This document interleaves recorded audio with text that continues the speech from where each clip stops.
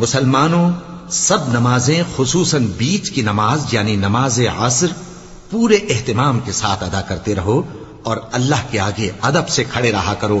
پھر اگر تم خوف کی حالت میں ہو تو پیادے یا سوار جس حال میں ہو نماز پڑھ لو.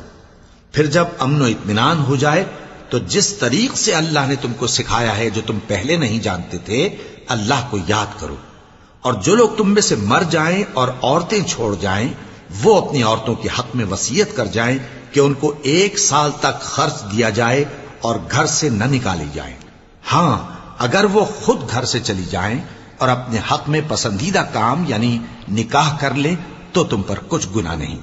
اور اللہ زبردست ہے، حکمت والا ہے. اور مطلقہ عورتوں کو بھی دستور کے مطابق نان و نفقہ دینا چاہیے. پرہیزگاروں پر یہ بھی حق ہے. اسی طرح اللہ اپنے احکام تمہارے لیے بیان فرماتا ہے تاکہ تم